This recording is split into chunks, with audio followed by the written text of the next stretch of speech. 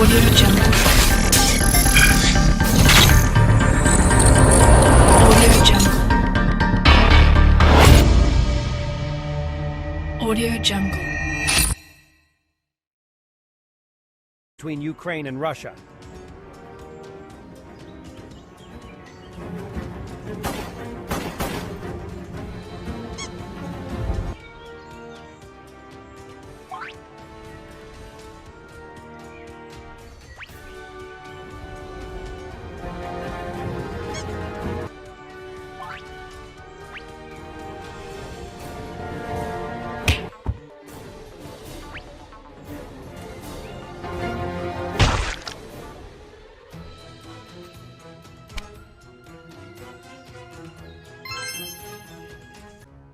Ukraine has changed the tactics of the counteroffensive, writes the New York Times. After suffering heavy losses, Ukrainians paused to rethink strategy. Early in the counteroffensive, Ukraine lost as much as 20% of its weapons and armor. The rate dropped as the campaign slowed and commanders shifted tactics. Already in the following weeks, this figure dropped to 10% thanks to a new tactic: to wear down the Russians with artillery and long-range missiles, instead of the previous constant assaults. But such tactics led to a slowdown in the offensive. Even if you look at the latest military assistance that is being negotiated, this is just art. Projectiles and long-range missiles are all that is needed to support the new tactics. This is important to know to understand the situation at the front. But that good news obscures some grim realities.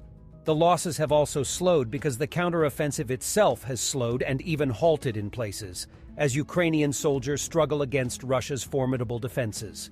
And despite the losses, the Ukrainians have so far taken just 5 of the 60 miles they hope to cover to reach the sea in the south and split the Russian forces in two.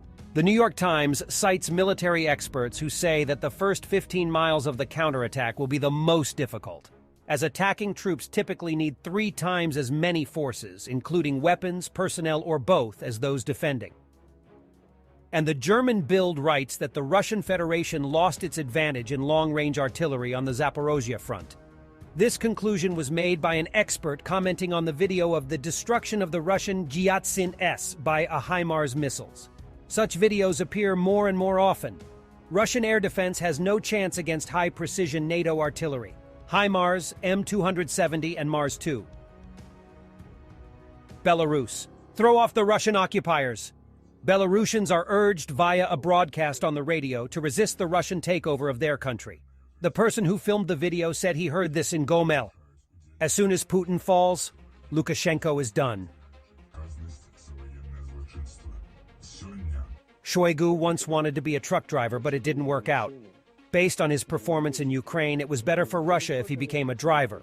Хотел быть водителем большегрузной машины, дальнобойщиком, как это сказать, ездить далеко и долго.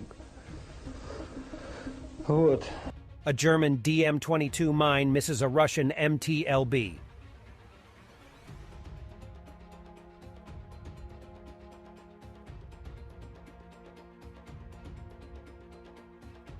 I don't know of any other idea that would unite the Poles so, says ex-Labor Minister of Poland Piotr Kulpa about the support of Ukraine according to a recent opinion poll. Overall, 87% of Poles are for Ukraine being in NATO and realize what could happen afterwards. На самом деле, если прочитать буквально ответы поляков, это значит, что 40% поляков за немедленный вход Украины в НАТО в условиях войны. Что означает, что 40% поляков логически готово на столкновение с Российской Федерацией ради того, чтобы Украина стала членом западного мира. Смотрите, 40% поляков за то, что готовы идти на войну с Россией ради поддержки Украины. 47% дополнительно это те, которые понимают, что вход Украины сегодня в НАТО, это сразу входит статья 5. Это война, они за то, чтобы Украина стала членом НАТО в момент, когда горячая фаза войны закончится.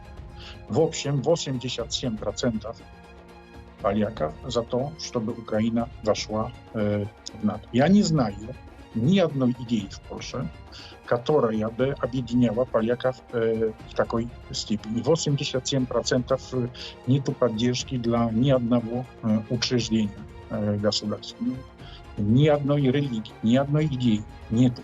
Ничего больше, чтобы объединяло поляков, чем то, что показывают результаты этого вопроса. Поэтому давайте смотреть на это оптимистически и сравнивать это с похожими опросами в других странах.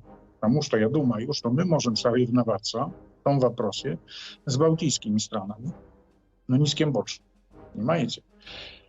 Вот. Это вопрос, как можно прокомментировать эти опросы. Я скажу, что я горжусь. Горжусь этим, потому что поляки, видя не только через медиа ужас этой войны, но практически каждый день встречая беженцев, людей, которые потеряли свои города, улицы, дома, свою действительность, да, они намного глубже вовлечены в ужас этой войны, чем кто-либо другой. Operation Interflex, the UK-led infantry training of Ukrainian volunteers, has so far trained 18,000 recruits. Launched on the 26th of June 2022, Interflex teaches Ukrainians how to survive and be lethal in their fight against the illegal invasion of their homeland.